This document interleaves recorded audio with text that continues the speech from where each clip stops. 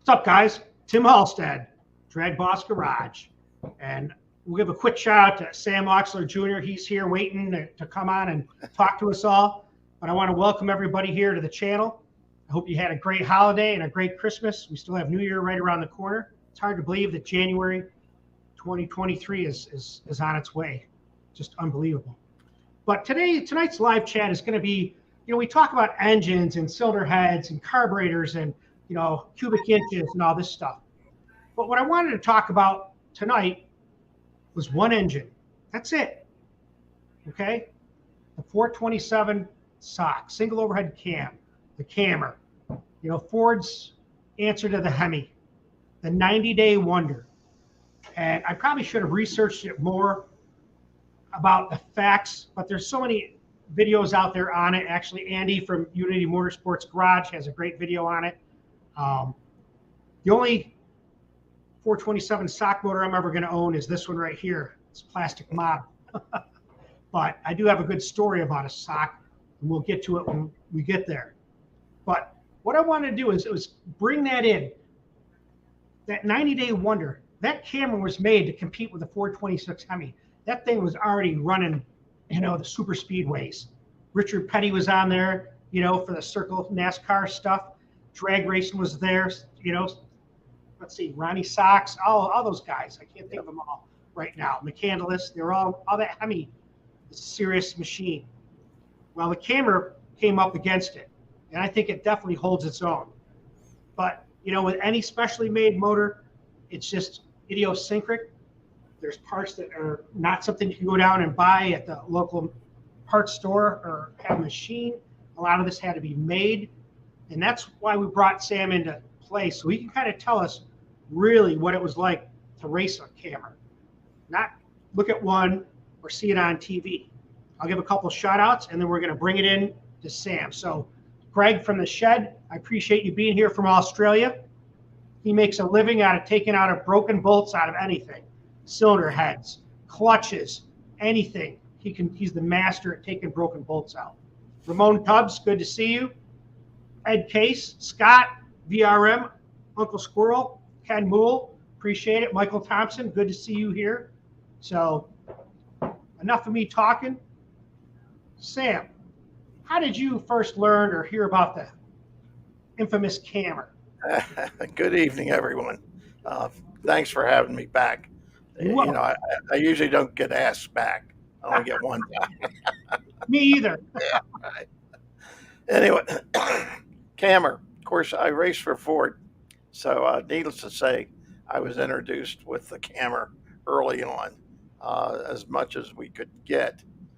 They were on limited supply, very limited supply. Back in the late 69s, you were very lucky to even get one on there. But it's a point of you hear about it, and eventually, it comes around to be in your lap. So anyway, it was really one of the best things that I think could ever happen as far as the engine goes with me. It's my favorite engine out of any of the Ford engines, by far. And but I got to tell you right now, it's the lower half was a bastard, and it took so much work to make sure that it stayed together. And that's what we're going to start with that tonight, and we're going to hit that and see what it takes to keep one together. And but there was many people that ran them successfully. Eddie Sharman, Don Nicholson, Yep. Many other ones did. Well, not many of them, but a number of them. But we'll start right there. I got them from Holman and Moody, where everyone wound up getting them from. That was the warehouse. That was a storage house. And after NASCAR outlawed them on oval track, they were plentiful then. And the unfortunate thing is that we sort of had a mismatch. We had a NASCAR block that 7,500 RPM that's what they ran at back then. Yeah. Now they run at 8, 10, 8, 9,000, but all day long. But back then, we wound up having to do quite a bit of modification to make this work. But those items came about and they worked, and therefore it was like a one-time cure. You cured it, you got the problem right. But I'm going to start with the side oiler block. SOHC block was, a lot of people say it was the same. It was not the same. The block itself had and all the 427 side oilers had a valve back in the back of the block, a relief valve. I have no idea what they were thinking for a drag car. Doesn't work for a drag car. Do not, yeah, I know if you got one, side oiler or not, or a wedge, whatever it is, all I do is jam it up, put spacers in there so it doesn't work. Okay. Doesn't help you in a drag car to have the oil peeing away on the back of the block. So you need to keep the oil to the engine.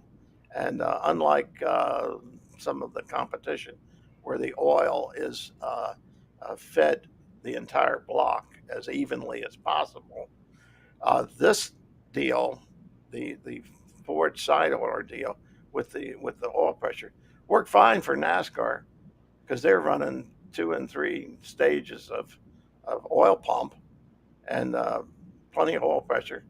But Ford told me that number 7 rod on a side oiler at 7,000 RPM, that's the reason I can remember all this, 7,000 RPM had 7 pounds of oil pressure in the back there. And so not a good idea for a drag car, so so that's the reason we all modified them. We never ran them. You mean with that pressure relief valve in the back? If that's actuated, you have 7 psi at number 7 cylinder. That would, well, here's what would happen. Using it like it was made to use, right, it would not work. It would had more at oil pressure that was like peeing away. It's just okay.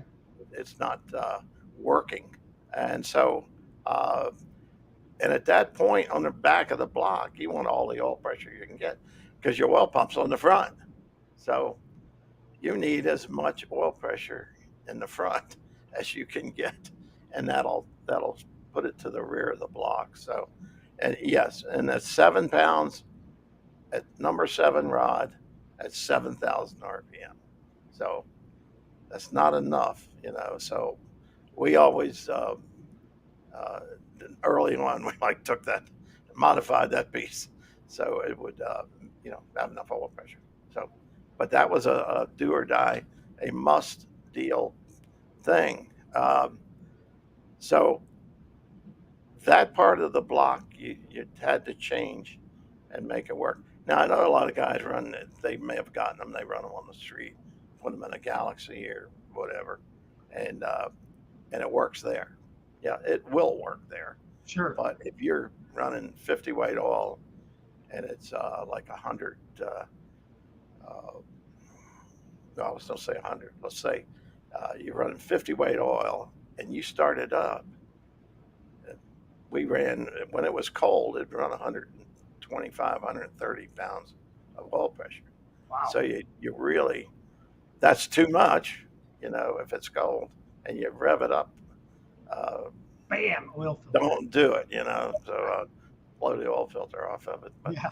Anyway, you had to know how to drive it. So but anyway, with the camber block, there was a couple other things that was different. And the other thing different about it is that the rear cylinder heads, the oil drain went down through a hole in the block and drained to the rear of the block. So there again, trying to make that work, if you wound up breaking a block, then they were scarce. Even back then, they were scarce. So can you use a 427 side oiler, high riser or whatever? block, yes, you can, but you're going to need to modify the cylinder head and the block down below, or the oil pan, where you can take and drain that, allows you to drain it back into the rear of the engine or any place you want to drain it to. But that's the other issue if you use it for, if you're not using a camber block. So that's a rare thing. One thing you're going to have to watch out for. Now, the other thing is head gaskets. There are a few.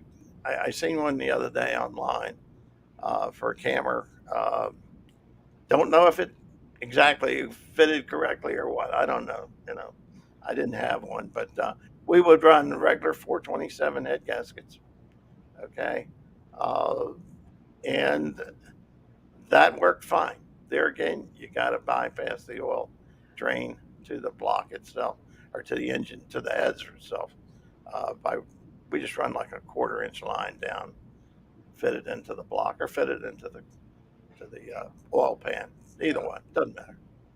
So and the other thing about it is this is really a kicker on the Pistons. We used the forged 427 dome piston that Ford had designed for this engine. Quite an engineering feat, but unfortunately, it wasn't designed the way they should have designed it.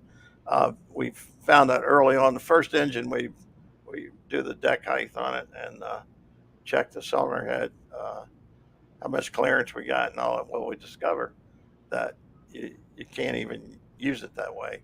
If you want any compression out of it, you've got to jack the piston up way up in the cylinder head, because they had designed the cylinder head did not fit. Let me back up here.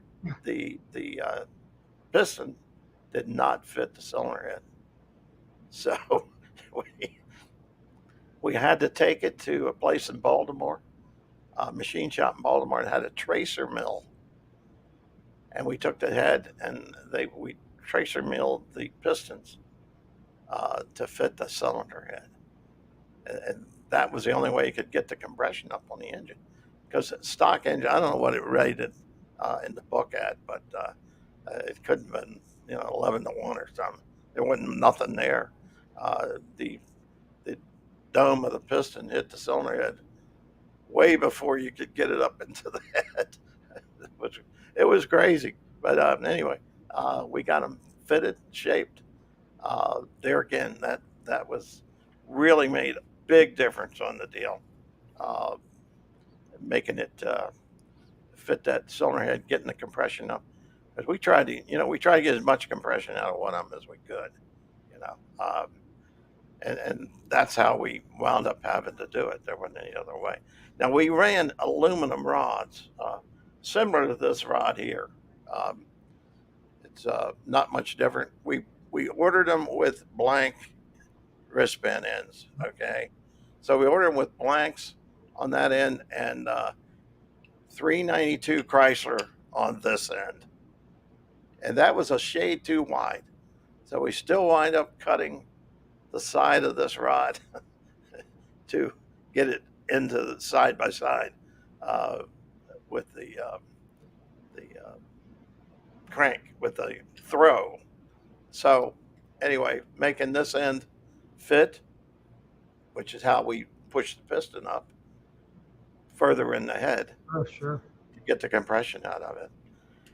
And the longevity using the wide rod, okay, the longevity was a whole lot better with the 392 Chrysler. That had a wide crank, a wide piece. We had a machine guy, Bill Coleman's uncle, worked in the side by side with Bill Coleman in Baltimore, and he would sit there all day long and grind this crankshaft to make it 392 size and make it fit with the width of it also. So both ways we had to It's too wide for a 392. But narrow both ways, both rods. Move them over. It's quite a deal. I mean, these things are just magically go together. No magic to this deal. So Sam, But let me ask you this then. So what you're saying is the stock bottom end on the camera, right, not great right, because of the width of the bearings that Ford has. right, You put a Hemi in it. Now, Mark Moulton, I saw this already on Facebook. That's what you did. You put the Hemi mains in, or that size, right. and it would Oh, serve not the main, the rod bearings. the Right. rods. Okay. Yeah, right. Yeah, and we used that size, and we used a Babbitt bearing. I don't know how many people know what a Babbitt bearing is, Mm-hmm. but it's a very soft bearing. Okay, and we used that bearing, uh, and we would grind the bearing. We would have to chamfer. This rod has some chamfer on it here, and it's very vaguely hard to see in the camera there. But that we would put chamfer on that. We'd put chamfer on the rod bearing to be able to get it fit and to go over, because we had a rolled deal on the throw to the crank whenever he hand ground it. Whenever he got it down that close, it would be able to go all the way over to the throw and not be running the bearing in the edge here, because you push it over, and if you didn't allow for the clearance, well, you would wind up having a bearing. It actually shut the oil off here, and you want the oil to come both ways out of the crankshaft. So that was another cool trick. And of course, that's the crank. This is the crankshaft side. I need to adjust my camera. Crankshaft side with the chamfer. This was the other rod laid in here next to it, and there's no chamfer on that. Okay. But very important deal with the to get enough clearance and get enough of the longevity and the amount of bearing surface to be able to run this and make it. Yeah, I'm sure Kasi knows all about them. So anyway, now the Pistons we ran. Um, Pistons we ran were obviously the forged Pistons we've been talking about. Yep. They're 1/16 ring, which was fairly thin back then. Given the situation as they are today. And I hurriedly, because I couldn't remember exactly what a pro stock car ran today or would have in there, and I hurriedly called or got a hold of Lake Speed Jr. And Yeah. I told Lake, I said, what would a new pro stock engine be running for a ring? And he said 0.6 millimeters. That's 23.62 thousandths. It's almost like a rubber band floating around there. Yeah. It's really And that was wild. He said some of them may use the 8, okay, which is 31,000, 31 and 500 at 50, however you want to put it. But that was tight, and then they have a PVD coating on that, Yep. which is hard as a rock, harder than a rock, But this here, and you're not going to be able to see it here, but this is a diked ring that we ran in 427 camera stuff. Not camera stuff, wedge, tunnel port, high riser, whatever. So, okay, so the top of this is 62,000, or the edge of this would be 62. The bottom of it, or the inner part, let's say the bottom, should say inner, is about 45 thousandths. So it's a dike ring. We call it a dike ring. worked quite well. It did the same principle as the gas ports, so it pushed the ring out Right. because of the stepped area there. Worked quite well.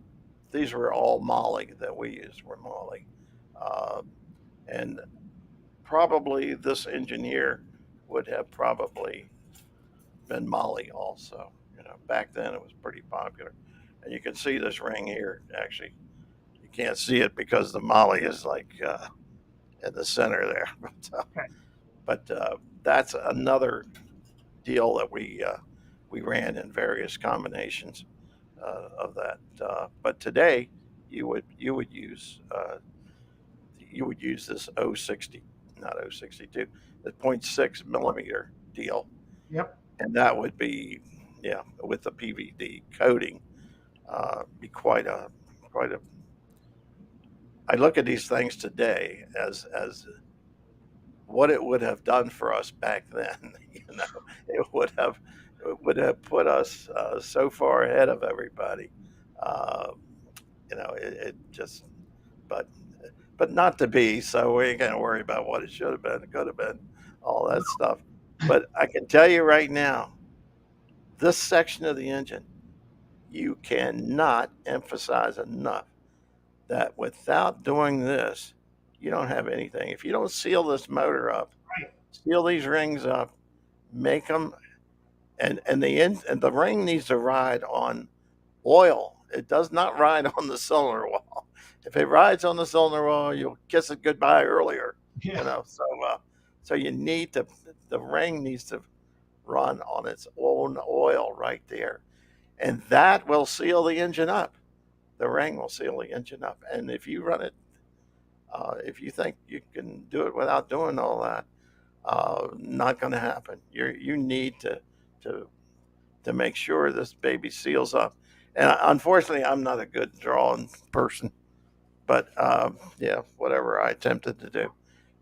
But making the cross hatches, okay, and that hatch and making it, the first ones are obviously rough cut, and it depends on what you're doing. If you're making it bore bigger, you're making the finish. If you're just doing the finishing touches, then the last part of it will be your grade to make this block so it seals up rapidly in a hurry. But I see people and they talk about it, and geez, some of these guys just do not get it. I got a friend of mine who I try and pound some brains in him, but anyway, so uh, but it is so important that you do that, and uh, I I mean, can't look, emphasize Blake that Speed, enough.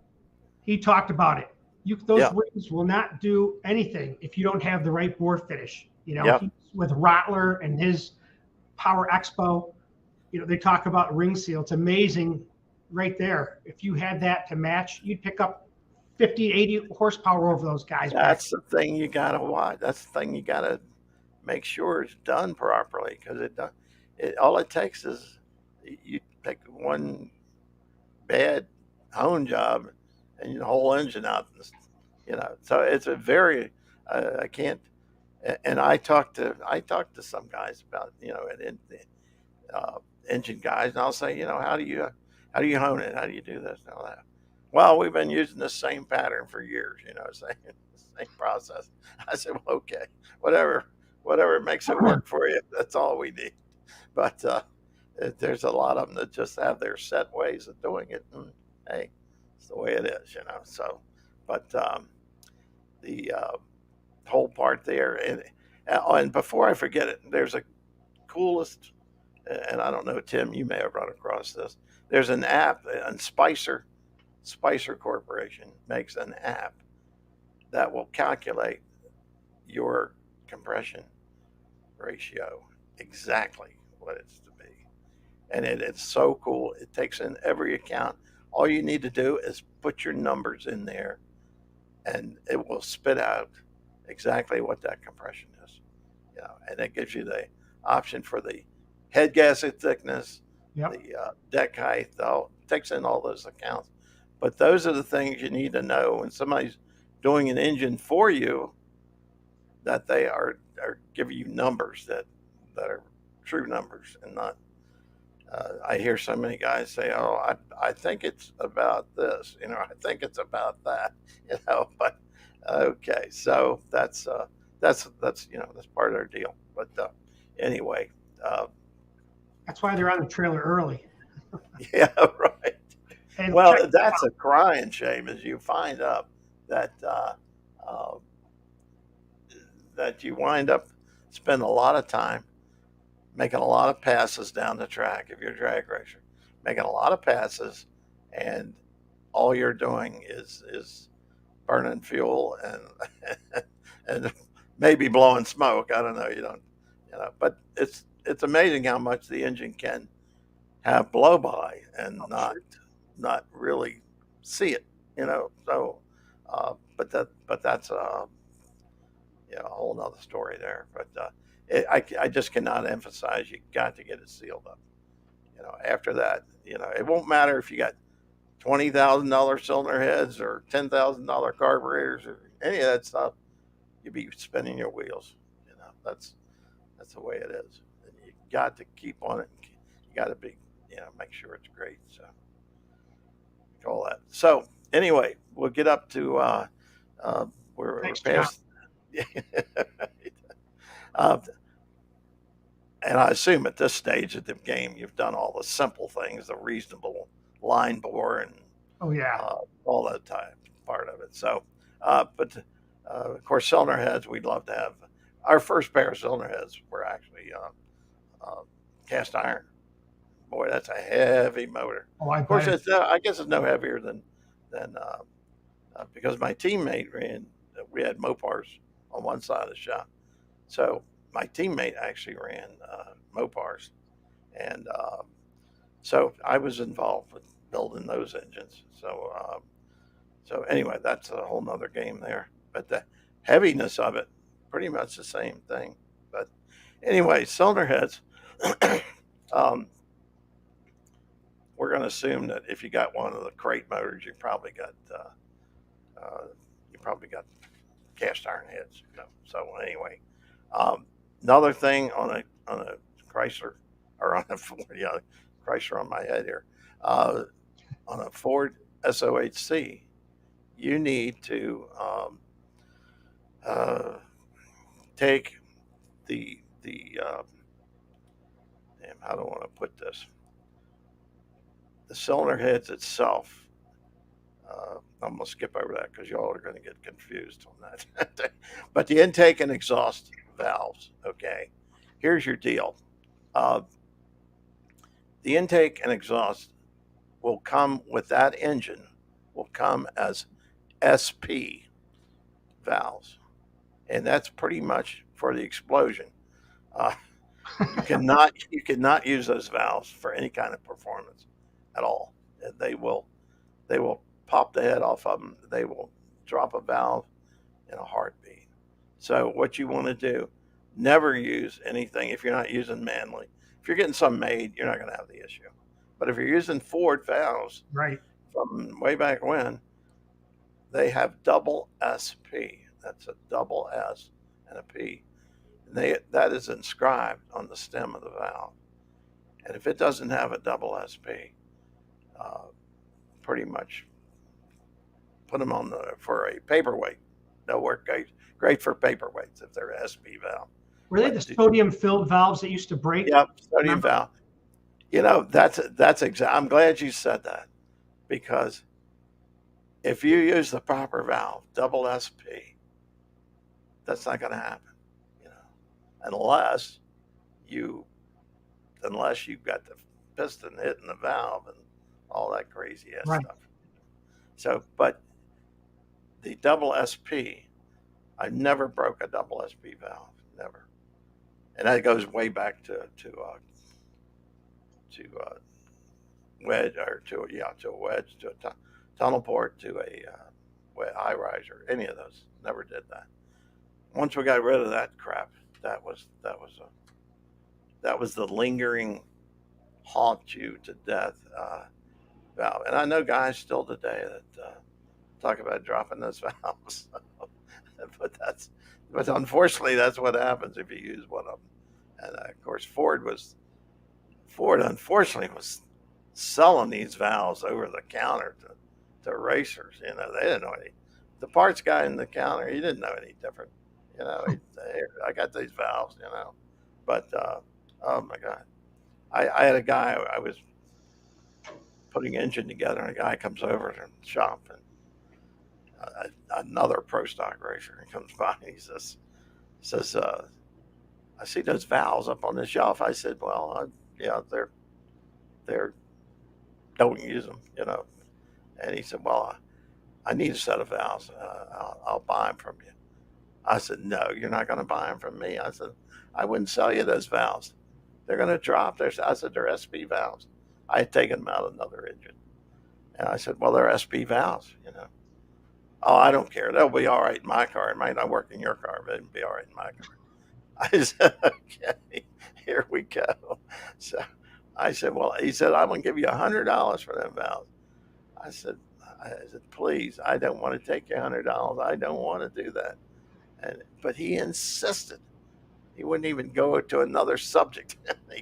He said, I got to have them valves. Got to have. I was like, okay, all right, Okay. there they are. I see him at the track next week. He's warming the car up on the trailer, and he drops a valve right on the trailer. I said, God, I told you that would happen, you know, but needless to say, he wasn't a happy camper about that, but it wasn't my fault. So, let's see, we got the double SP valves. What else we got here? What am I missing, Tim? Page 3. Page 3, there you go.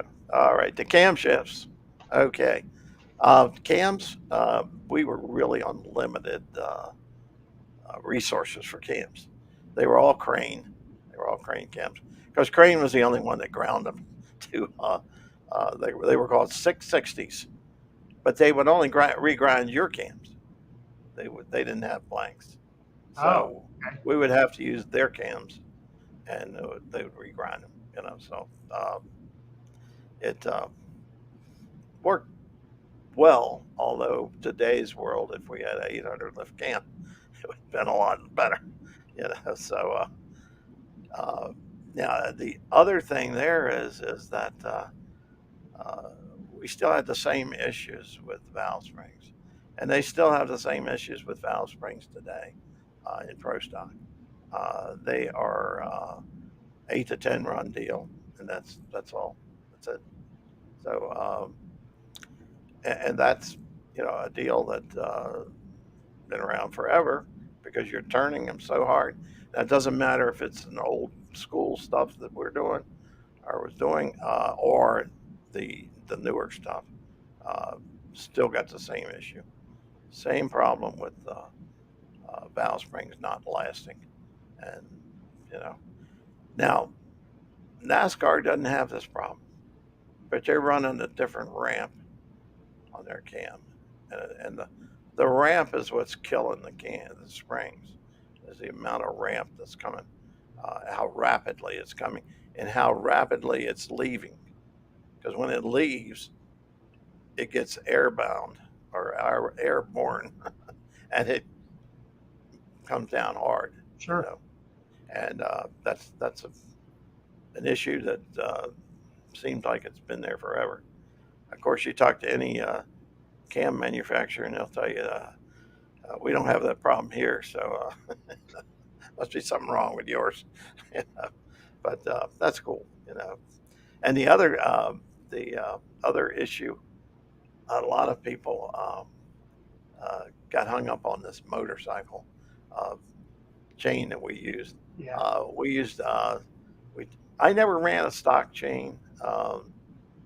And Nicholson told me early on, don't use it because it doesn't break. It stretches a lot, and which I could understand. I mean, if you look at one, I had a picture, but I don't have any way of bringing the picture up here. So anyway, They're like 8 feet long, I think, by the time they go to the 2 cams on each side. Yeah, but it was like 6 feet or something. Yeah. It was a lot. but and and but we used a motorcycle chain. It was, I believe, if I remember correctly, like like 2 pitches difference or 3 pitches different in the chain.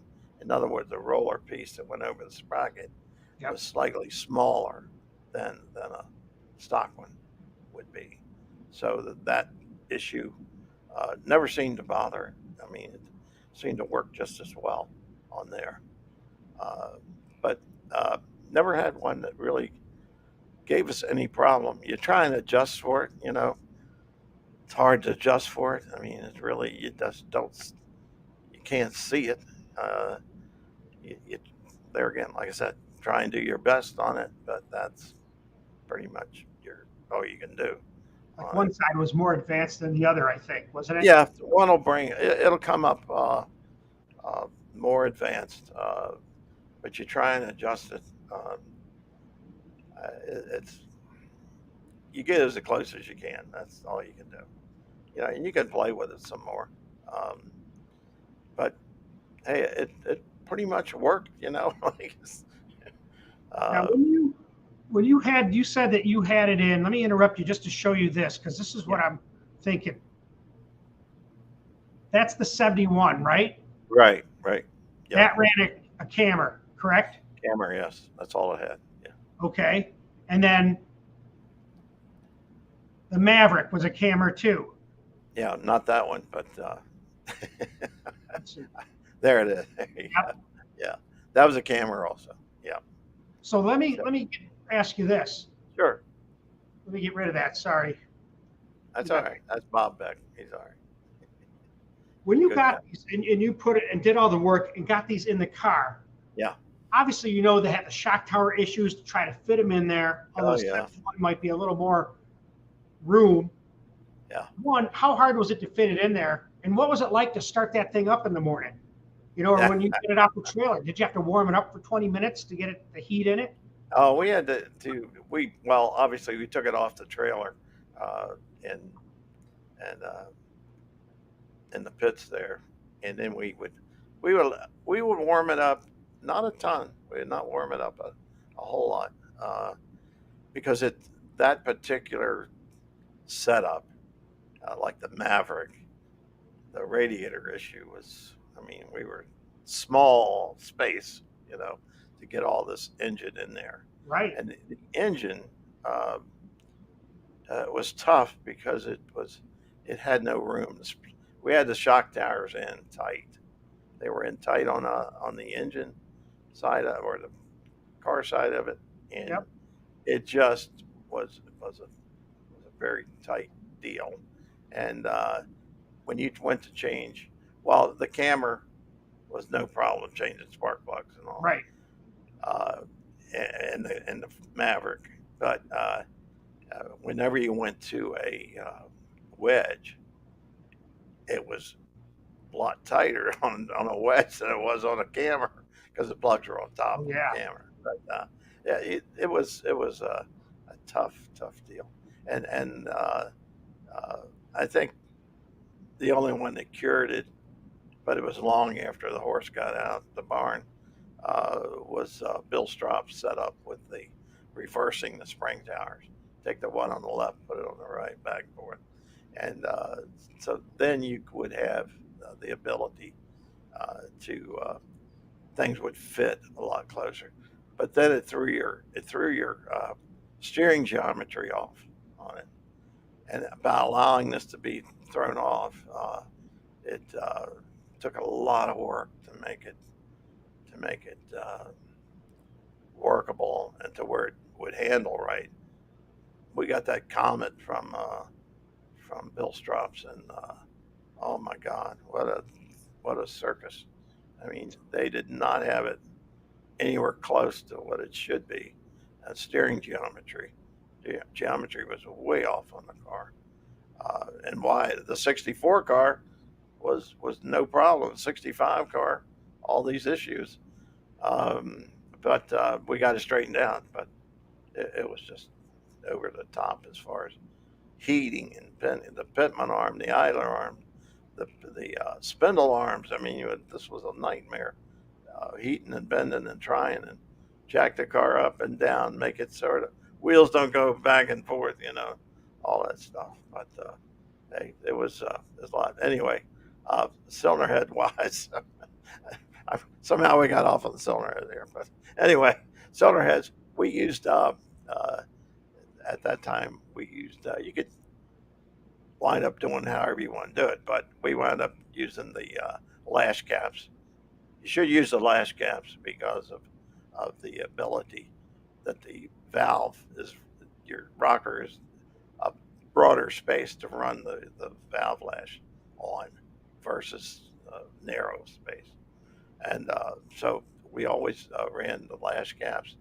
And then they had different size lash caps. You could change your lash caps around and make that if you needed to pick up space or not, or the valve was longer, shorter, whatever you needed was another good part of it. And the cylinder head itself, or the valve itself, worked out okay. That part of it.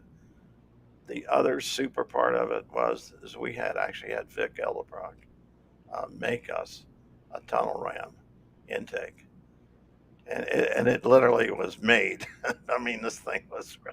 I had a picture of it somewhere. I don't know if you got it or not, but the tubing, instead of being aluminum, was actually exhaust pipe tubing, and we run it from a plate.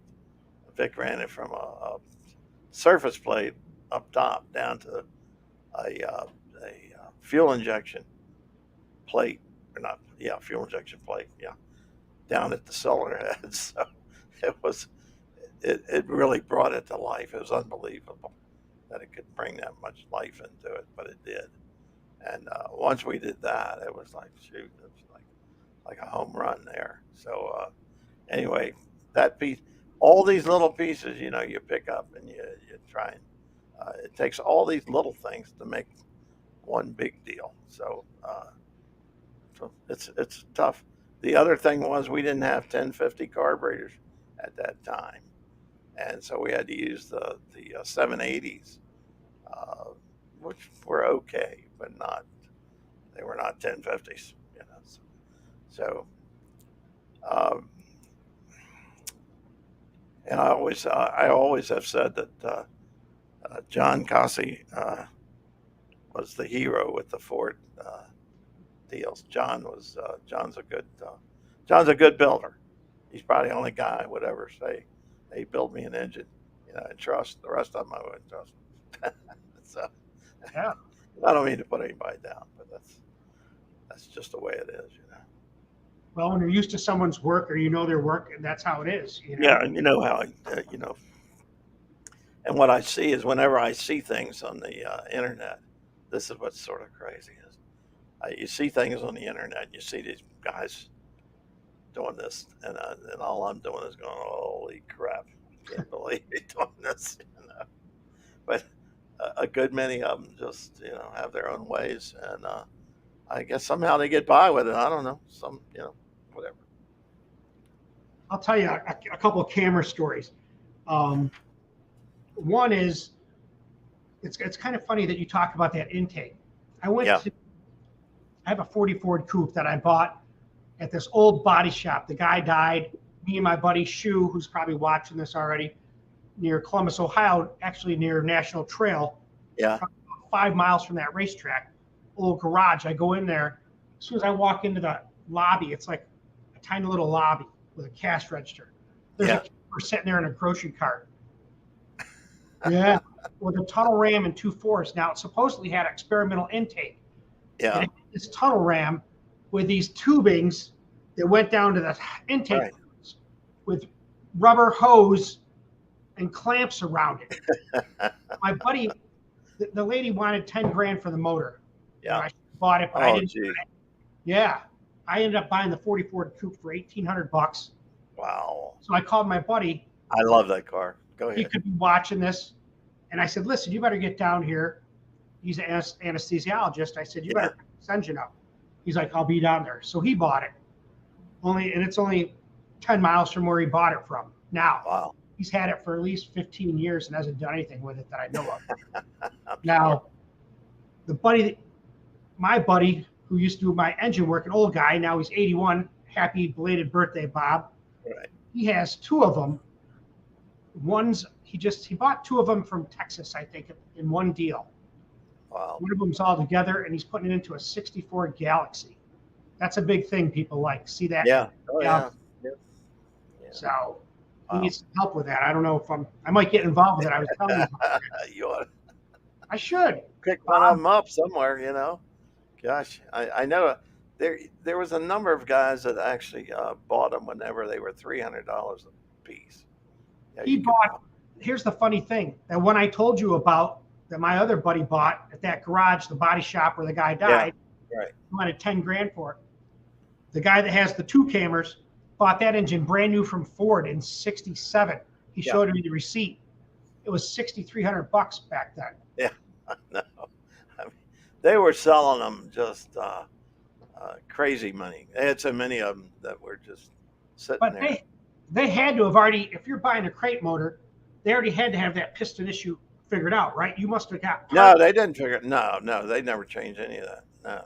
So the pistons were hitting the heads if you bought a crate. Well, they wouldn't hit the head, but if you wanted And any compression out of it, Yeah, okay. they're going to hit the head, you know. So, but no, I mean, all the issues, as far as I ever know, that has never been addressed. I mean, the only people that addressed them is people like me and whoever else, you know, knew there was an issue to start with. And it wasn't like you said, it wasn't, oh, here we go. We're going to put this in, turnkey, and we're ready to go. I mean, every part had to be massaged. Exactly. You know, none of it like went together and, you know, like this is how we're going to race it. Like, no, it's not going to work like that. And that's why so many people had, including Beswick and Arnie, you said Arnie Beswick, Arnie the farmer. yeah, Arnie Beswick, yeah.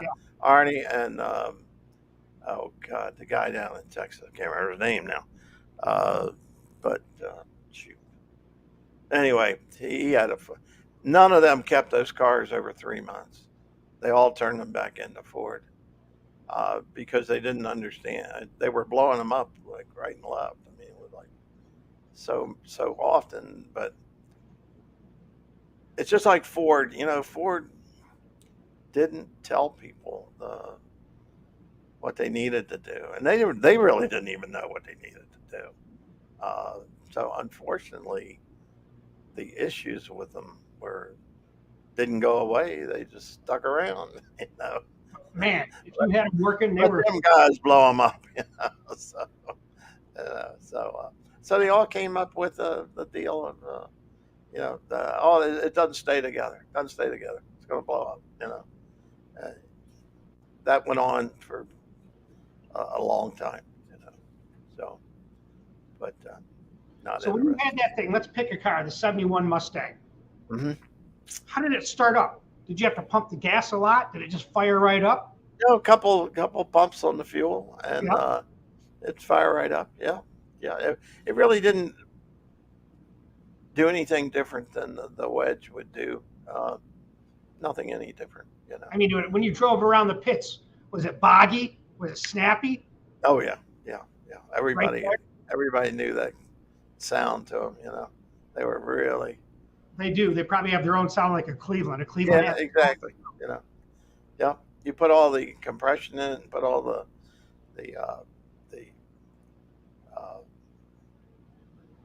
right cams and the right carburetors and all that stuff. You know, it's a badass sounding engine. You know. How fast was that car, that Mustang? What was that thing running? Back in the day, it run in the high 138, 139. So that's really 138. That's probably like 950s. Yeah, right. Yeah, it was a good car, good engine. Won a lot of races with that car. Really? Yeah. I always love your cars. They always have the great paint scheme, the Keystone wheels, and those white headers. Yeah. You know? Yeah. They we tried to make them look as good as we could. to make all the sponsors happy. You know, so I got to make them happy. Don't make them happy. It's Katie bar the door. It's all over. They probably don't have no problem shutting the door on you if they don't like Yeah, you. if they don't like you, they don't answer that phone. You know. Hey, it's me. What happened? Yeah, right. Yeah. Some guy says this. This is kind of interesting. I've never heard this before. Yeah. The Ohio Highway Patrol tested the SOCH engines on the turnpike. Is that right? Talking about the 4.6 or something else, maybe. Not obviously the camera. Yeah, I don't think that was the same camera. You know, I think that would have been. Here's one for you, Sam. What did the 71 Mustang weigh? Do you remember? You know, no heavier. The car did not weigh any heavier than the 69 Mustang. And with the weight, the car, it was amazing. Let me tell you what we found out. Ford gave us that body, okay? The 71? That was 71. That was a body in white, okay? Yep. So we get the car and we're thinking, you know, we ought to take this and get it acid dipped because it's going to be a heavy bastard. You know, it's just, you look at it, you know it's heavy, right? Yeah. Well, here's what, you know, I started measuring the Mopar steel and the Ford steel, and I'm going like, good God, this thing is 30% less steel than the Chrysler had. You know, I Really? was like, how in the hell does this work? So anyway, yeah, it was just amazingly that much lighter in stock form. You know, so I said, forget that acid dip thing. We ain't doing that. You know, we can't do that. It's going to be it'll come apart. It won't be nothing there. You know, so yeah. So it was an interesting discovery. So 3,000 pounds, maybe? Is that what no, it had? no, that car weighed in about 20. Oh God, 20. I think the rules were we had to be 24. 24. It was cubic inch per pound. Yep. So 24, 25. Yeah, we were right in at 25 something. Yeah. Okay. And that gave us like 200 pounds of ballast. So that meant a lot, you know. So because we try and get as much ballast as we could in the car. So you did use ballast. You put it in the back over the rear tires or something? No, we put it right back to the rear of the car. Bumper. Yep. Okay. Yeah, and we had lead bars, and we had some lead bars, and we had body weights, lifting weights. Put those on, made a piece that would hold that, you know. And of course, as you adjusted your weight, you knew that because they were all marked 10 pound, 5 pound, whatever, Okay. you know. So yeah, you know, and everybody thought the car was just super heavy, you know. I said, no, it's not super heavy. But it was rather interesting about it not having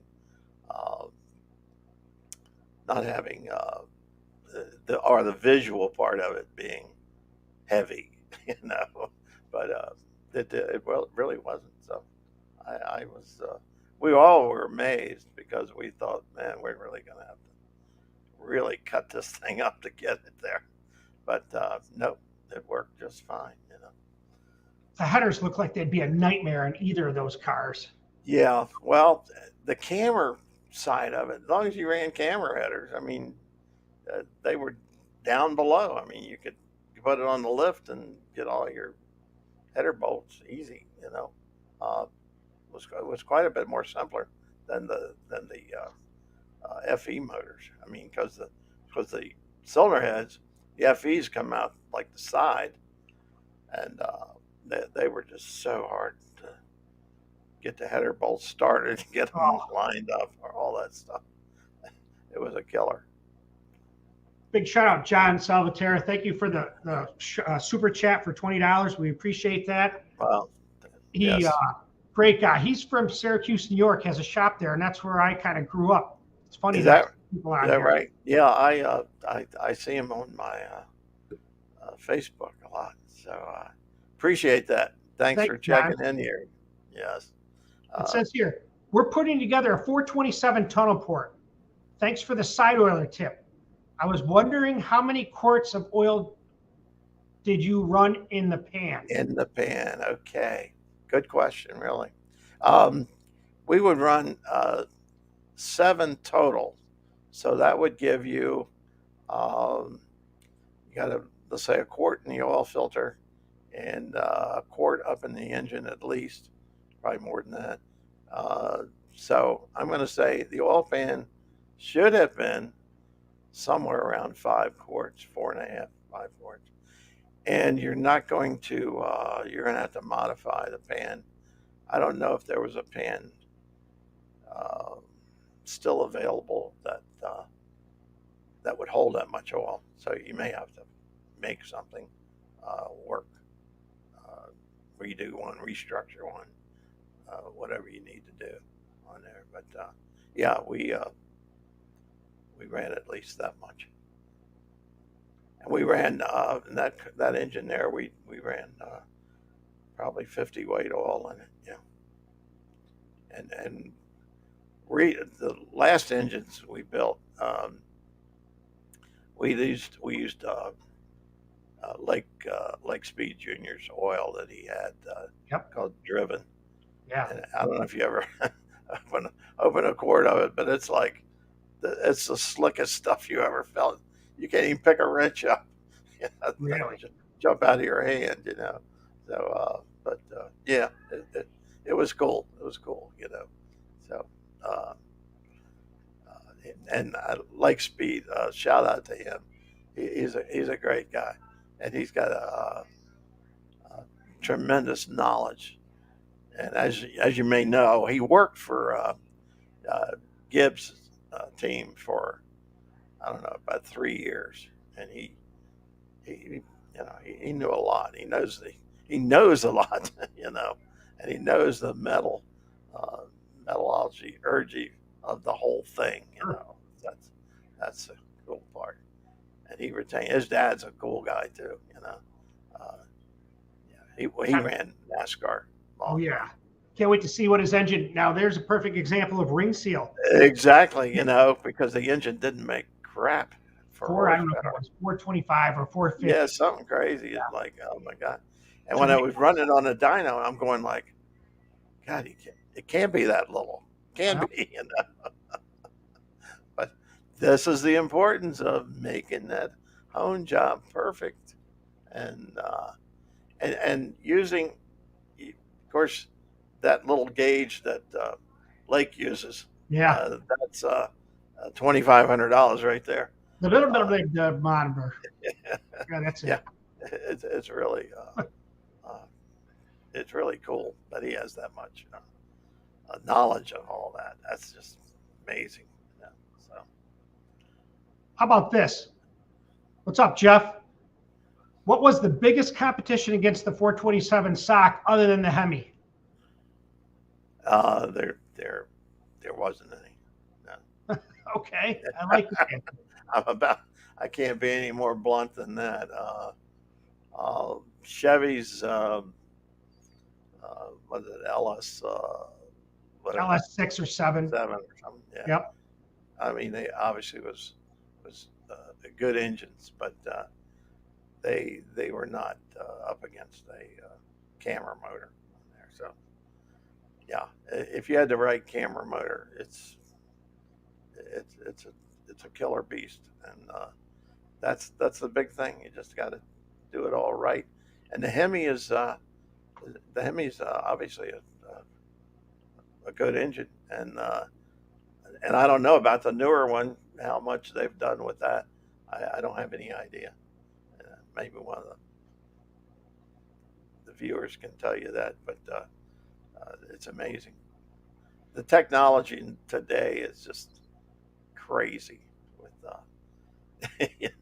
you can't keep ahead of it. Yeah. You can build any motor, and just with technology today, you already got 100 horsepower easy just from the materials you have. What's up, Dr. Ron? You may see him on your channel. Oh too. yeah. Good to see you. Thanks for coming on and teaching us, Sam. Yes, thank you, Sam. Well, we appreciate it. I thank all of you for inviting me and having me here. There's 123 people here that like to hear about the camera that, no one's raced one. How many people do you know on this here? If we did a comment, put it in the comments. How many guys know anybody that raced a camera? Yeah. Probably hardly anybody. Probably none. None of us are crazy enough. It's crazy. That's why I said I like to hear what it's like to start one of them in the morning. What they run. What did you run for fuel back then? We actually ran.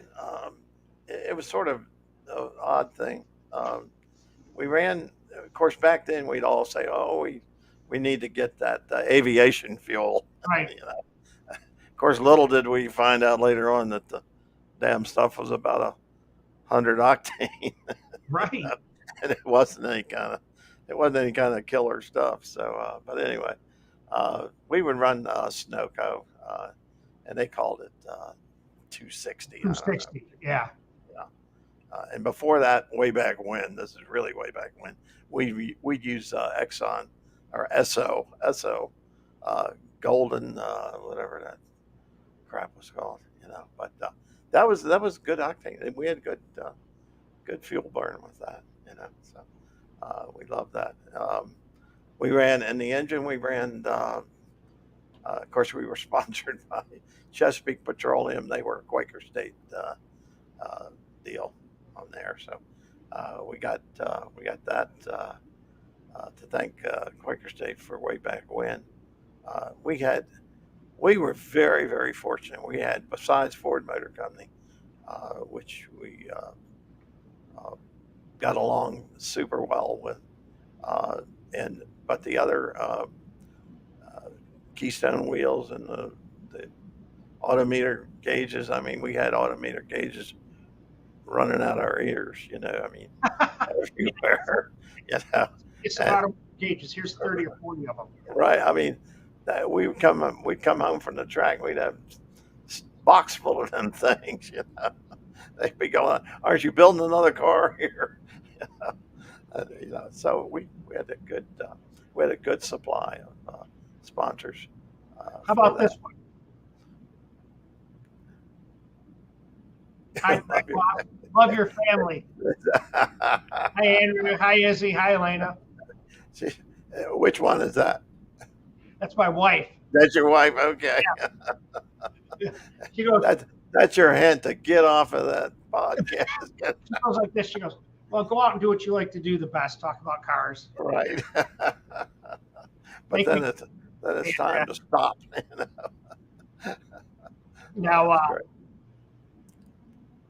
Now here's something interesting. Jerry Chamberlain ran a SOCH and a dirt modified in the Pennsylvania area. Also ran a 427 high riser. Wow, that is interesting. Man. Jeez. But running that engine, there again, if you ran that engine for that use, you'd probably be okay. You don't need that compression on there, and you don't need. You're not going to turn it crazy, so may have been okay for that, And surprisingly, that's cool. What's going on, Andy? Big shout out to Unity Motorsports Garage. Hey, there he is. How you doing, Andy? I love when you guys were on there, when you were on his show. He made we had a good time. Yeah. God, yeah. What do you have the other night? I could seen something like. The last one I saw, he got scammed, or he's getting scammed by someone wanting to give away free stuff on his channel. Oh, is that right? I saw that one recently. So if you're on my channel, if I'm giving something away, you're going to know I'm giving it. You're in the wrong channel. So no, I don't mind giving it away, but you'll know it's coming from me, not somebody that's saying that. Right. Yeah. Okay. Talk about it right here. DVG. There's all kinds of Geez. They're out there everywhere. I think I got taken on a welder. I'm like still waiting for this welder to get here. My wife's on there. There she is. Hi guys. Make sure you say hi to my wife. How are you doing, Andrea? This is DragBoss. Can you put up with him all right? Is that okay? She does, I'll tell you. I got the same thing, so don't worry about Like during the holiday season, I didn't come out to the garage much. I didn't come out here. We did family stuff, and it. Yeah. I don't Right. need to be out here all the time. And but it's getting down to the wire Yeah. where April 1st, I want to be having that thing ready to go. Right. My Exactly. car, at Yeah. least my Yeah. drag car, Yeah. which it should be. But it's like already time's ticking. I can't believe how fast this time's. Bam! Oh, I tell you, last year went by like in a flash. Amazing how much, what little time it took for it all. So, uh, Oh yeah, I think they're monopolizing. Here's my daughters, Izzy and Elena. They said hi. Now here's somebody interesting too. I should make a road trip to him. He's in Ohio. yeah. Big shout out to Ohio George Montgomery. Oh God, yeah. He Oh, really had the 427 sock thumping in his category. he sure did. He sure did. Yeah. And the Boss 429 with that freaking twin turbo setup back in the 70s. Way ahead of his time, Michael. Yeah. Yep. Yep. And yeah, I talked to him. It's been about a year since I talked to him, but he's still getting around. Still, of course, he. I'll tell this story. He won't know it anyway. But he'd get a camera, one complete every month. I mean, he'd get them like Ohio George? had them stacked up in the shop. I'm like, oh my God. I said, I don't have that much nerve to ask for all that, Crazy. But he said he got, the one car is up in the Ford museum, and he told me that they paid him $1 million for that car. Which one? The 69 Mustang? The Tommy Ignatius drive? I believe it was that one. Probably that one. I was so floored when he told me. I was like, I probably couldn't figure out who it was and what car it was. But yeah, geez, I thought, wow. And I'm not sure about this, but I know you were talking about it. It said, Sam, did you find your Mustang? Yes, I sort of found that Mustang. Which one now? This is a crazy. The one that I auctioned, that I drove up on the auction stage at Barrett Jackson last year. Okay. In fact, it'll be a year ago next month. Sort of a strange case. The guy that bought it obviously bought it, but he, and I give him. I was on stage and I gave him my card, okay, and he said, I said, well, give me a call. I said, I can come over and we can go over the car if you like, So I thought, well, he'll contact me or whatever. So come to find out, he doesn't contact me. So I put that ad in, and then I got a Facebook little post that said, I just seen this car 2 weeks ago. I thought, how could you see it 2 weeks ago? And this guy has never contacted me. Well, you come to find out the guy's name is Steve Ramsey. And this other guy had gone, evidently at a little car show, because he is a small collector, whatever that means.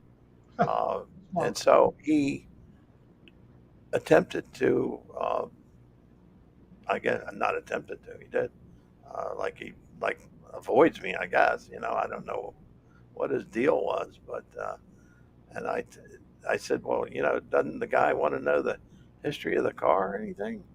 And he said, and Steve Ramsey got back to him and said, oh, I already know the history of that car. And I'm like, how the hell could you know the history of that car? I don't even know you, So it was a strange one, So the answer to the question is no. I know of the car, but I don't know what the car is doing there. So, and I assume it's somewhere within 45 mile of here. So I don't know, And Bob, the guy that owned it for 10, 12 years, he wanted to sell it to somebody on the East Coast so that it would be close to me, you know. And so that's what winds up happening. And in the end, it's a worse deal than him being out on the West Coast. So, I think he'd want to have you there, do a video. I would love that, man. I would think, you'd want to know the history on something that, especially that car. I mean, that car's got so much history with it, and winning deals with it, and I mean, winning the Cars Magazine meet, and all that stuff against the biggest in the world. I mean, what do you? Yet he knows all of it. I said, okay, good luck if he knows all of it. He's better than me. Here's a question from Greg in Australia. Did Sam have to do anything because of the cam on one bank rotating towards the intake valve and the cam on the other bank rotating towards the exhaust? Well, that's not exactly. We made sure that we had valve clearance on the intake and the exhaust. Okay. How close it got to be at 8 or 9,000 RPM, I don't know what it was. Could it have been that close? All I know is I didn't have any marks on the piston that amounted to anything.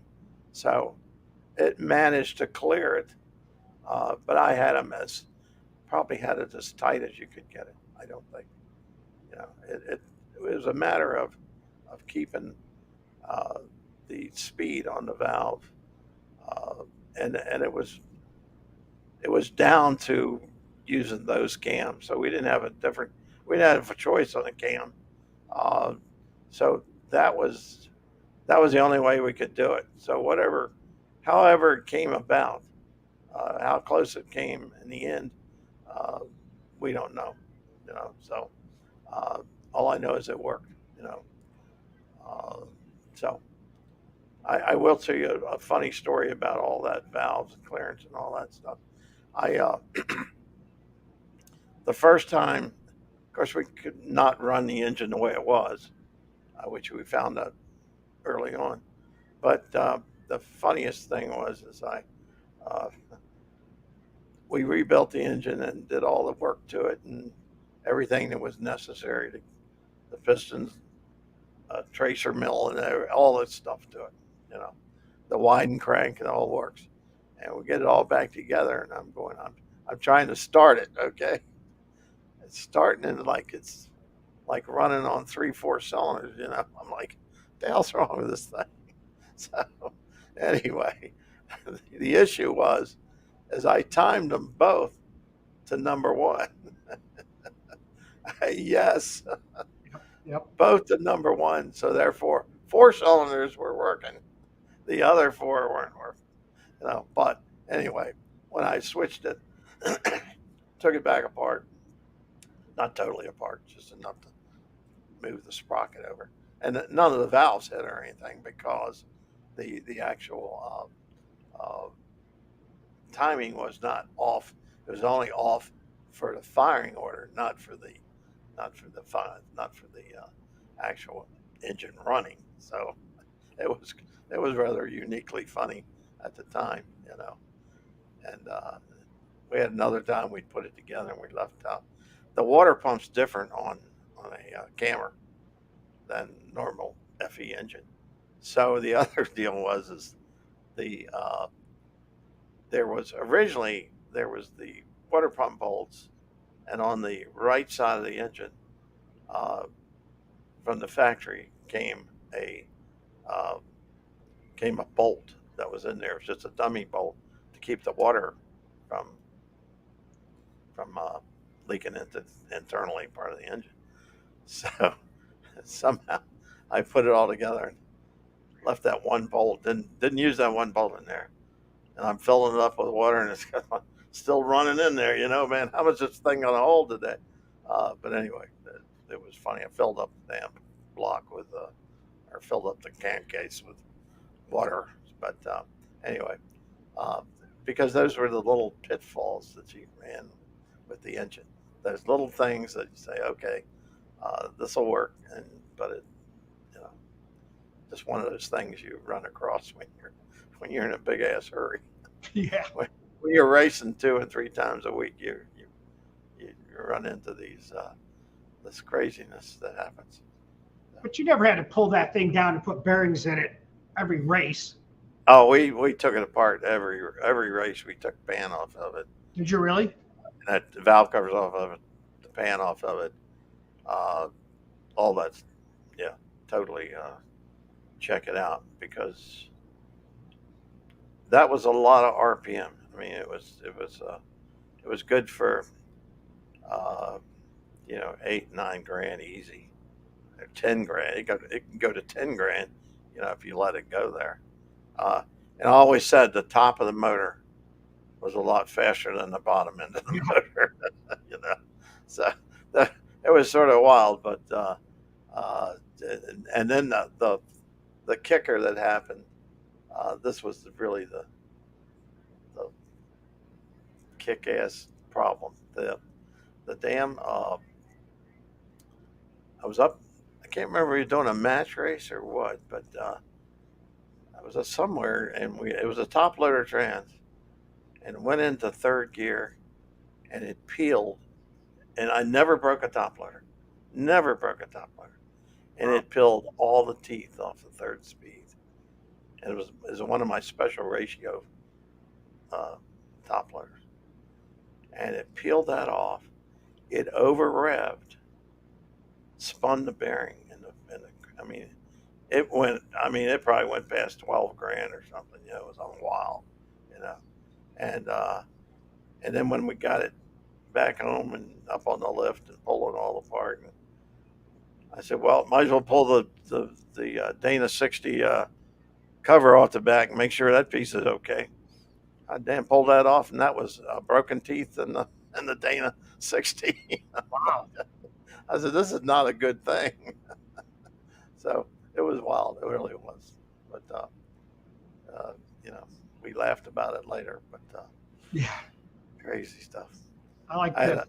another incident. Let me see what this one is. Oh, sure. No, go ahead, Sam. We can talk to Yeah. Dave's here. Another incident we had was we got a Ford dual disc clutch. The Ford dual disc clutches were Le Mans clutches, so they were lightweight. The flywheel was lightweight. So we got the bright idea one day. We come back racing. We come back. We said, we need a heavier flywheel in this thing. So I took it over to Earl's House of Balance, which is over with Bill Coleman. I take it over there, and I said, what can we do? He said, well, I could put a band of steel around it, increase it a couple pounds or something. I said, well, let's try that. I said, so drill some holes, bolt it to the flywheel. So anyway, he welded the ends of the piece of steel.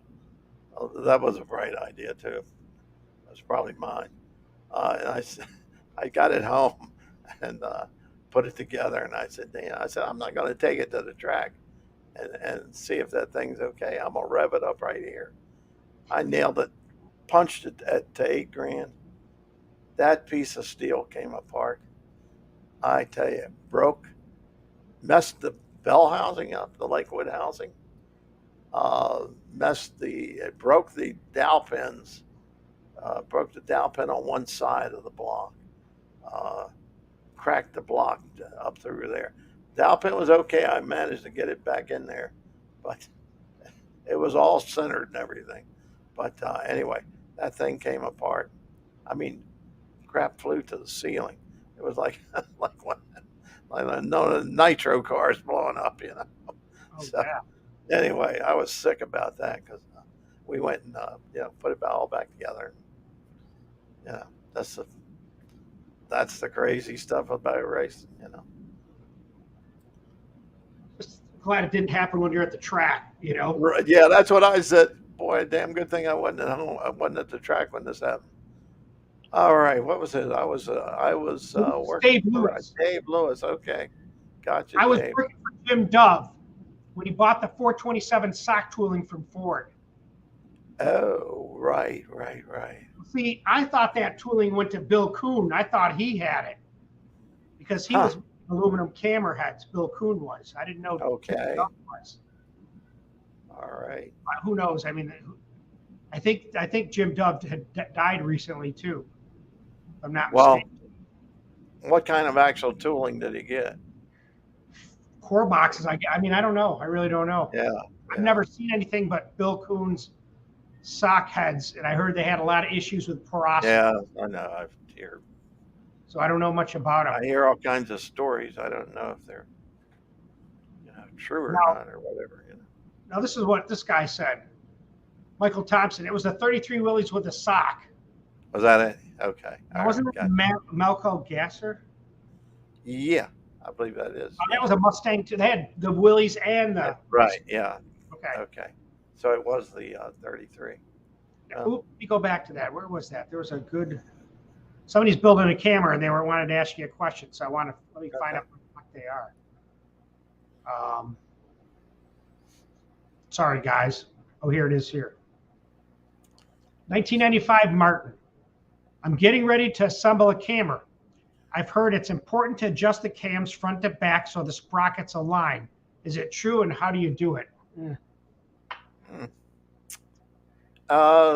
Geez, I don't. You can't control that.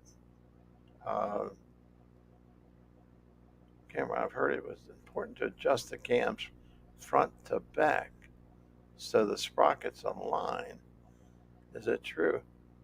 I don't believe there's any way of not making them align. I don't think. I don't get it front to rear. Yeah, front to rear. That's got to be the spacing there. I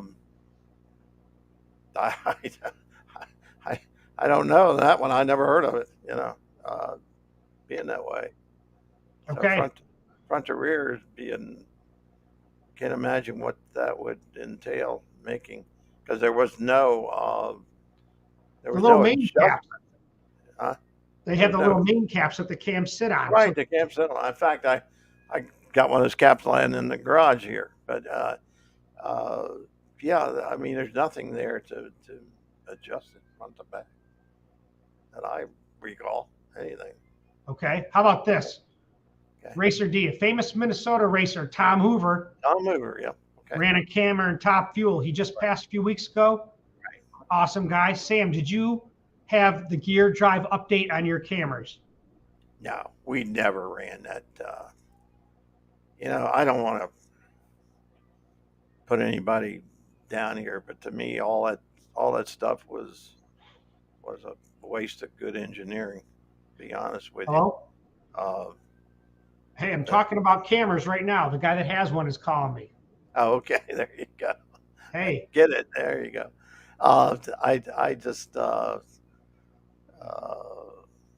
never thought. I didn't see any use for it, honestly. I didn't see what you'd actually do. Hang on one second, Sam. Go ahead. Hey, Bob. Bob, you're on.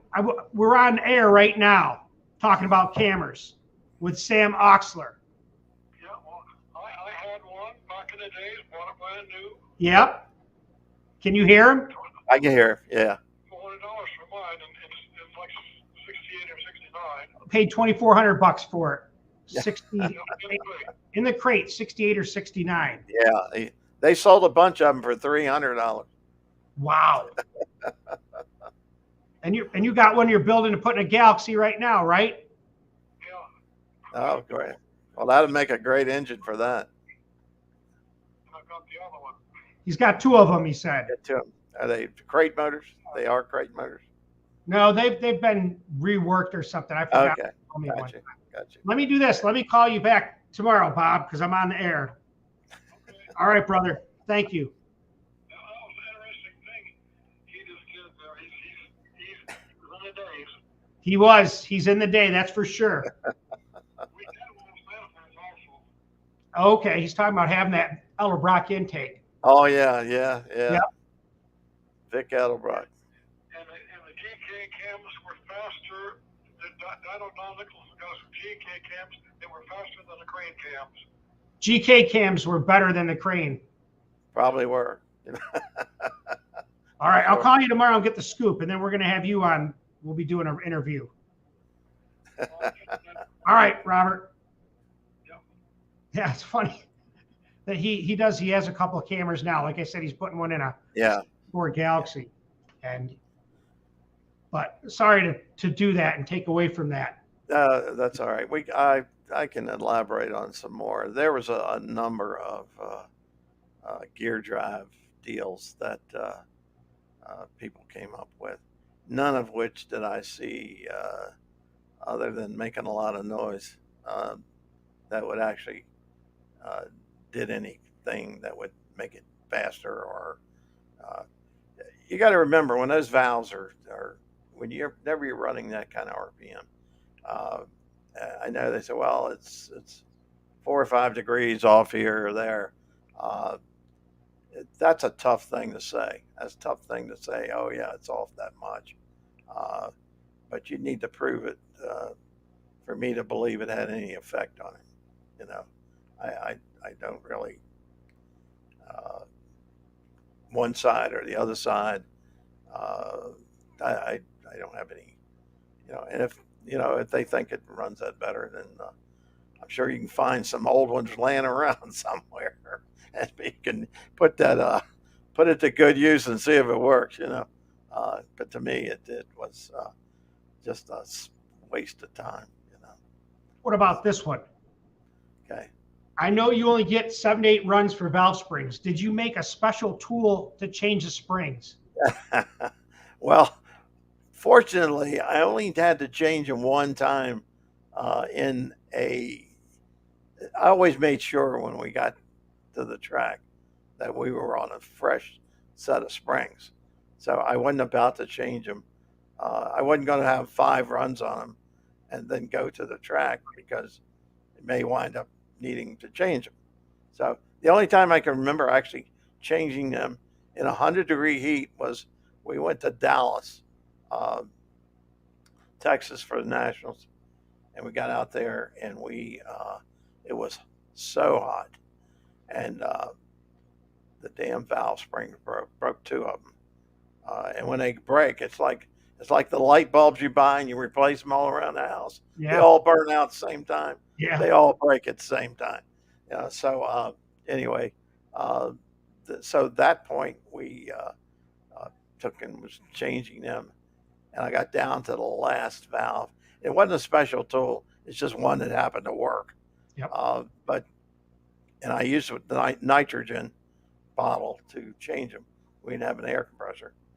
So we used nitrogen bottle to change it. And I was holding the valve down and trying to put the keepers in there, and it slipped. And I'm like out of air, and I'm done. It's like, how am I going to fix this mess? So anyway, as it slipped and I slipped on my other left hand, it fell into place. They went out. It all worked out. All right. You could never do it again in a million years. Oh. So it worked out perfect. So crazy things that happen at the track. We've had everything in the world that you could think of that went crazy on us. So. Michael Thompson. Sam, I guess the $1 million question is, how much horsepower were you making with a camera at its peak? Well, we know it's 616, right, from the factory, supposedly. Yeah. Well, don't believe any of those numbers. They're all done by people that write articles. They're the guys that just make it sound good so they can sell another one. So. But anyway, Michael, I did not have it on the dyno. I never put one of them on the dyno. A lot of people say, "Oh, that's hard to believe." You didn't put them on the dyno. I did not put one of them on the dyno. And how much horsepower is it making? It's anybody's guess, you know. I always measured the horsepower by the wind light coming on, you know. If it's got enough horsepower to win, that's all I need to. That's all I'm interested in. So yeah, that's the story. So. You know it's making 750. I'm telling you right now. Oh yeah, I know. Hour that you have. May have been closer on the 800 side. Yeah, but, it's up there. You know, it was making. It was really. I like this one. Great name, Steve Cleveland. When you started running against the Hemi Dodges, were you quite a ways ahead? You mean in the finish or in in technology? No, I would not have been quite a bit way ahead. No, there's it's not even.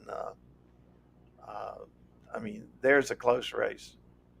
When you run any of those guys that ran those cars, factory cars, that is really just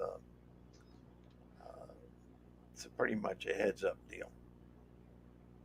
And if you're Ronnie SOCH or was Ronnie SOCH, Ronnie was the best in the Mopar deal. So. Yep, I liked Ronnie SOCH. Don Carlton was another big. Yeah, another one. Yeah. Big shoe there. Yeah. I don't want to put Dr. Burgess's last comment on. On that one. What you guys can read it. Putting headers on FE wedge in a 6'9" Mustang is a job suitable for. God. I want them on my car. Oh my God, yeah. That's a good one. Any headers on a Ford car are terrible. It was just, you know, I don't know if they could have if they'd have just made them side to side bolt pattern instead of top to bottom. It's just a killer. It's too much. It's trying to squeeze it in there is terrible, man. We won't go along on this because we talked about it. But how fragile are the sodium valves? Yeah, not at all. Not at all. They did fine. If you're going to hit them with the piston, or if you used, and we hit this before, if you use a SP valve. That's what he's talking about. And the reason there is, that was the problem is that the SP valve, Ford never x-rayed them and never did anything to test them. So they were just hanging out there by themselves. And the double SP valves, if you had double SP valves, you were fine. I never, ever broke in a wedge or a camera a sodium valve as long as it was a double SP. What size slick did you get on the back of the 71 Mustang? That one there was, I believe, around 12 and a half. I forget what they had back then, but that's about what it was. You know. Now, did you have that tubbed at all? Mini tub? Yeah, we did have it tubbed. Okay. Yeah. That's a lot of tire. You know? Yeah, it's a lot of tire. Yeah, exactly. And it would pick the wheels up. You had to be careful how you balanced it or put the weight in the car because it could get heavy in the back. So he said thanks for helping him out on the camera. At least give him some information about the camera. Yeah, that's any familiarity with these guys? I'd Pink, Earl Wade. You know, they're big camera guys, and you know, West Coast. Yeah, Earl. After John left or whatever they did with Nicholson, Wade worked with him. Wade was he was a camera builder. He loved them, and so therefore he was that great. Ed Pink, I didn't know he was a camera builder. If he was, I just didn't know it. You know, because we were on the East Coast, he was on the West Coast. Um, Super. Okay. Yeah. Those are all California guys. You know, we didn't associate with them. No, I'm just kidding. Really, what you told me before, and I don't know if it matters now. It's there's a lot of time passed, Yeah. but a lot of the Ford guys. I'm going to undo this so we can see. But a lot of Ford racers, they weren't all buddy buddy. They never really helped each other. There was no camaraderie between Ford guys. No, we were not. No, we simply, I don't know, we just did not. We were always afraid that Ford would, or one of those guys would get one up on us. So we would always like uh, work like hell to not. We don't want to help them because they're not going to help us. You know, so you know, Nicholson was honest to God. Nicholson was the only guy. He was, I mean, he was first class guy, and he would always help you out. He'd always um, tell you that, hey, we found this will work. You do this, you know. And we bought we bought a crankshaft from him one time, and we were short on. You got to remember when we were grinding these cranks, and they were hand ground. Uh, it took weeks to grind one, you know. And so by doing that, when you break one or something, you really have an issue of trying to uh, get something together quick. Anyway, Nicholson said, he said, "Well, I've got a crank." He says, "It's we know it's cracked somewhere, but we don't know where the crack is." I said, "Well, I don't know. Do we know how?" You don't have any idea? And they said, "No, I don't have any idea." I said, "But anyway, we know it's broke." So I said, "Well, let us see if we can locate it." So he gave us the crank, and so we said, "Well, how are we going to figure this out?" You know, he said, so everybody will get a kick out of this. We call up our dentist we had for years, Dr. Lintner. Call him up and said, "Hey, guy, we need your help here. We want to x-ray this crank and see if it's any good." We take it over to his office.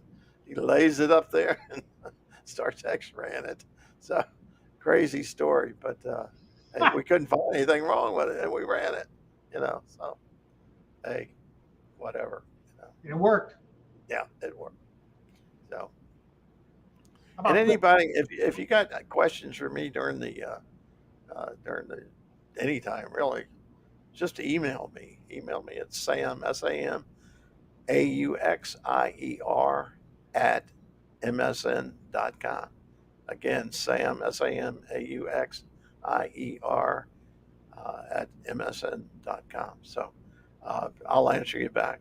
and I'll put it on my description once I Right. finish this video, so guys And can. I answer every email, so you know, Nice. don't Thank you. worry about that. So, did you ever experiment much with oil additives? Eh, in Denver, when I grew up, Kinsey and Leslie did a lot of that stuff with pushing onto customers. I was wondering how that worked.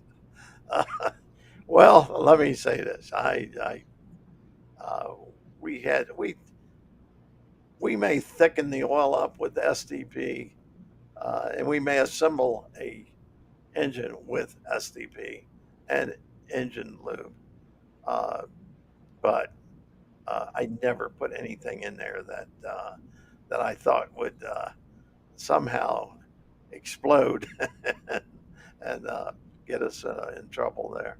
But no, I never. The only problem I ever had with, and this was another crazy story. We had sponsor Quaker State was sponsoring us.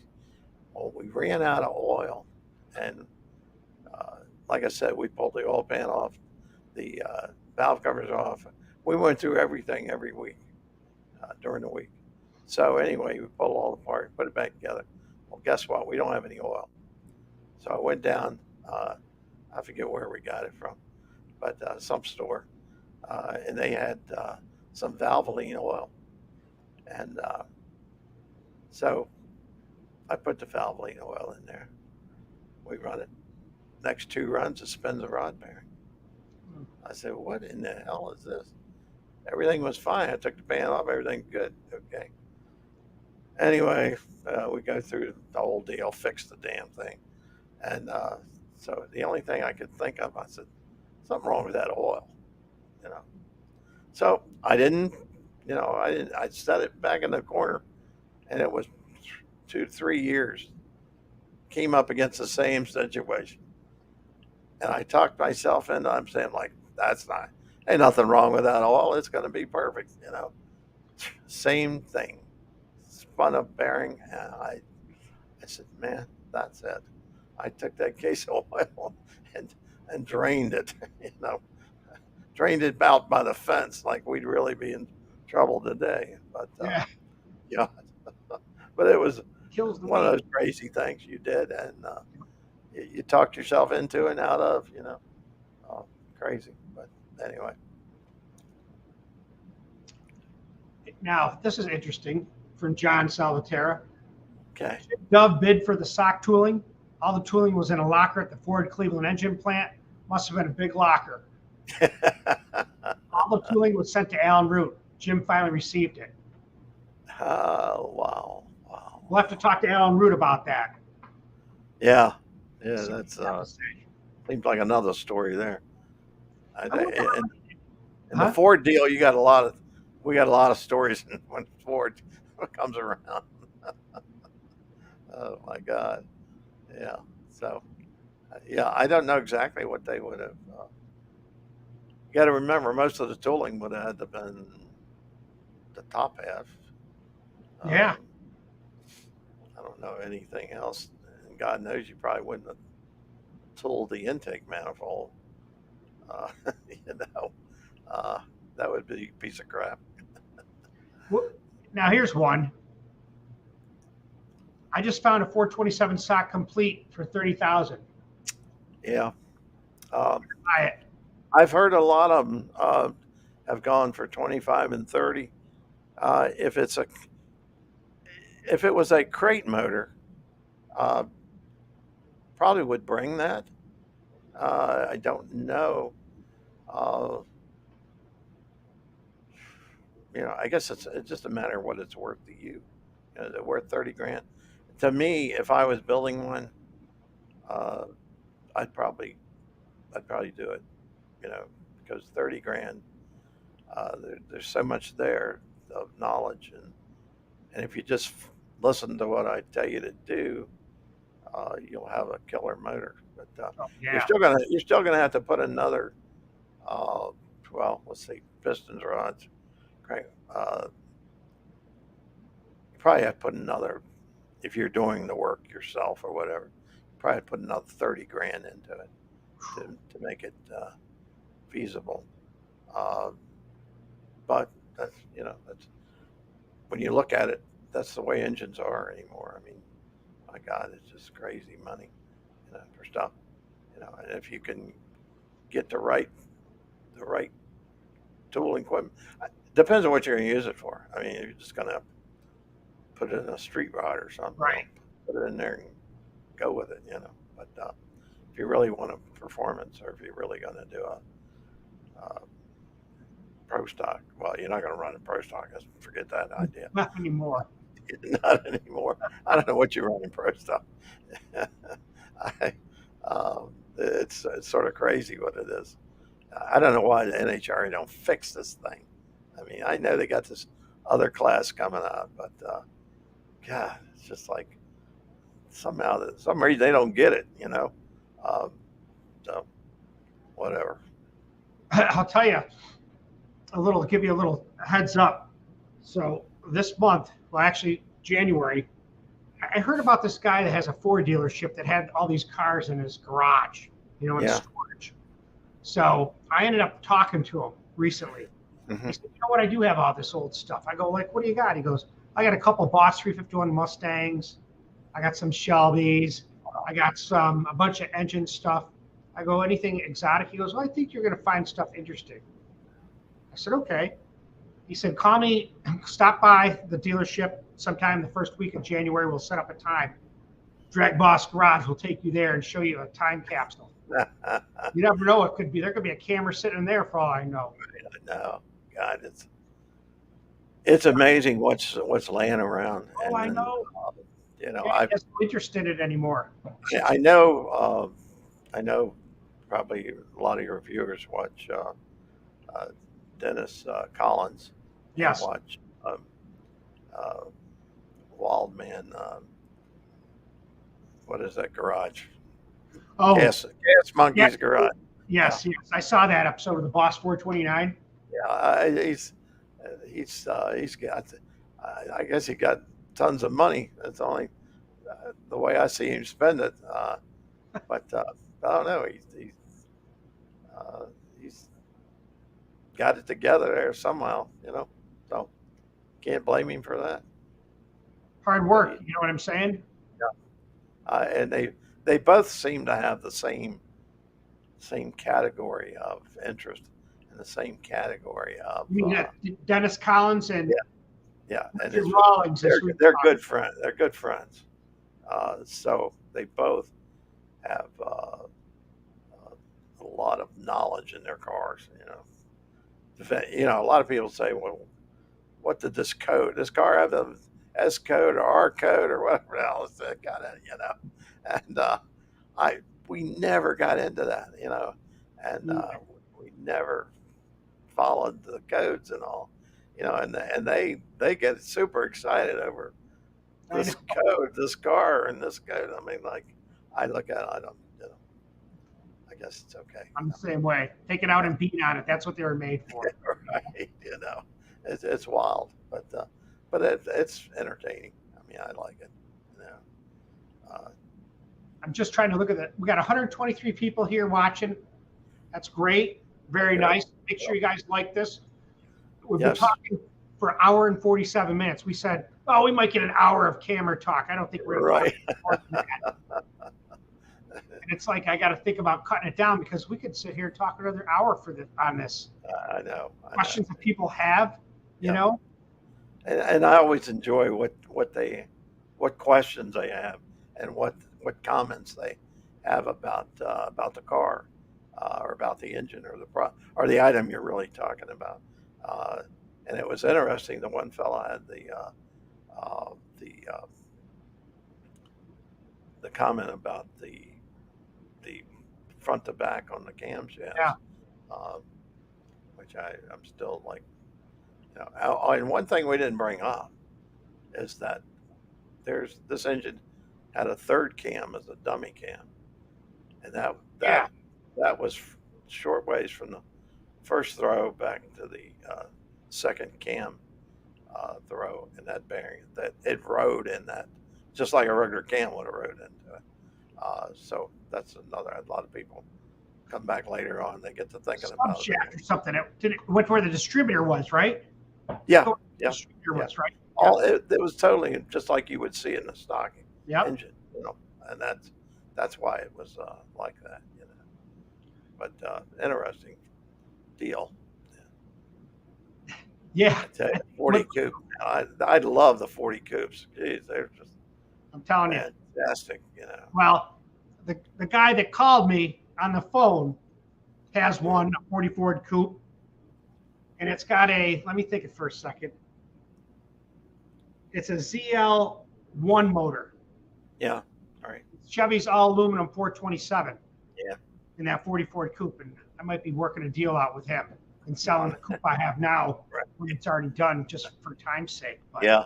That's a good story. But yeah, it would look good in there. Oh yeah, that'd be cool. You know, there's that car is just the 38, 39, and 40. Oh yeah. Yeah, no black oil. We don't want superheated cooked engine oil. No. It's superheated. Andy, thank you. Night, guys. Oh, past his bedtime. Okay. We're wrapping it up too in a couple of minutes too, Andy. So thank you for supporting. Thank you, Andy. Now this is a good one. I know you'll like this question. Thank you, Andy. Did you like the tunnel port? It seemed successful in '69, must I? Yeah, I did like the tunnel port.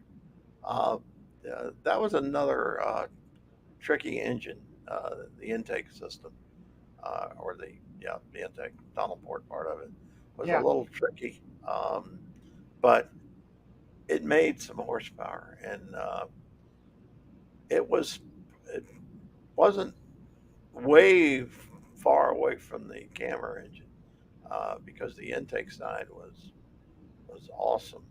Uh, that's another engine. Had it just had a good intake system, would have been a whole nother story. So if it had a good tunnel ram, you know, I still think someone could have come up with uh, making the exhaust side of the engine on the wedge engines, the exhaust side of that, making it feasible that it like a tunnel port or like a Cleveland Yeah. with the ports exhaust ports added to it. I think it could very well have worked in engineering design something that would make that exhaust go up instead of come down, because it's making a sharp turn. It's damn Uh, shock towers, man. yeah, shock tower. But if you get around that and you're happy with it, somebody could have come up with, I'm sure. But things moved back then so fast, you you couldn't keep up with everything. Let's see. I'd like to see more on the 429 Super Cobra jet. Oh wow, You race any 429 wedges or just boss stuff? just balls. Yeah, Okay. yeah. That thing to me was another heavy engine. You know, Oh yeah. I, I guess, I guess it depends on, if you like it and then it's something you want to fool with and come up with a method to control the weight of it, so drive gear setup. We talked about that Yeah, they did have different gear drives for it. A I, couple I, different. and I don't know why, people come up with that a lot.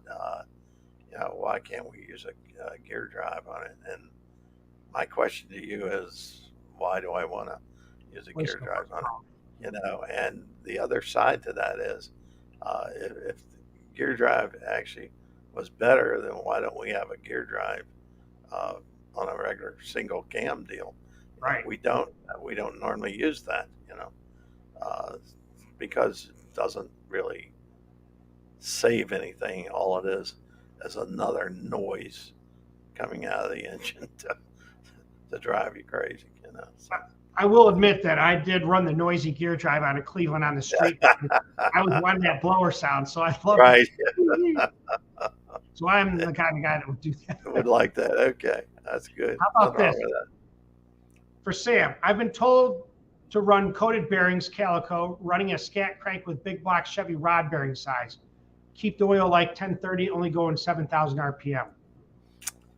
I think there's nothing wrong with that. I think the 10W30 oil, I don't see anything wrong with that.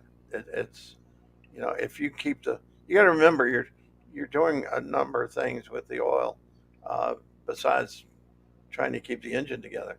Right. But you're cooling the valve springs. This is the other thing with NASCAR found out a while back that not getting the springs cool enough, the valve springs, Mm-hmm. is causing breakage also. So it's saying that if you can kill some of the heat, and that obviously 1030 would go through there quicker as long as it's lubricating everything. Um, I guess it's okay. It's not what I would prefer myself, but that's what, if you wanted to run it, I certainly think you could do it. So. This is what I want to do. Put some boss heads out of 429, put it in my wife's Mustang. That's what our goal is. Building a clone, Boss 429. It'll look There good. you go. All right. Oh The- boy. The guy that had asked you the message before about the aligning the cams, Yeah. Yeah. he's putting his camera in a 72 Maverick. Gotcha. Okay. Good luck with that. Yeah. We're That's a. putting you on our prayer list for that. Yeah. Right. Yeah. We know it That's- ain't going to be a simple task. Yeah. Right. Jeff? Go ahead. Thank you. Sam and I thank you. All right. There it is. All righty, buddy. Okay, guys. We better Sure. wrap it up. 'Cause Yep, let's wrap it up. Tim's going to be in trouble. I don't know what I did here. I must have moved something. Who knows? Oh, there you go. Hey, we could have been. Wow, that's zoomed in there. Yes, it is. You know, Problem is I can't read these other people here because I messed up the screen. But There we let's go. end it here, Sam. I appreciate you coming on to DragBoss Garage as always. Well, I appreciate it. It's fun to talk about the way it really was back then. You Yeah. know, starting that thing up, letting it warm up, what it was like to run it. You know, changing valve springs at the track or having them break. Yeah, yeah. It's a whole different world when you get down to it, and you got to do these things to make one live and make one that much horsepower. And I appreciate everybody here watching this and listening to this. This is going to be here forever. When me and you are dead or gone, Right. EVG or us talking here is going to be somewhere at some time capsule There museum. you go. Thanks, Anthony We'll see. Covino. He All runs right. Shelby Thank Museum in Las Vegas. Which part's that? Anthony Iconovino. Here, Okay. this guy here, he runs the Vegas Shelby Museum. Oh, is that right? Yeah, you ever get there, look him up. He'll hook you up. I knew the name rang a bell. Yep. You know, I'm like, God, okay. Fantastic, Anthony. But let me get Love up it. here and see where we are. Make sure we got everybody has something to say. Let's see. Great show. Thanks for sharing. God bless America. Yes, sir. Yeah, yes. We need some help. So get us out. Yes, of we God. need some help is definitely right. JMR, thank you. We appreciate that. VRM, all these guys, they probably show up on your Facebook page. Oh,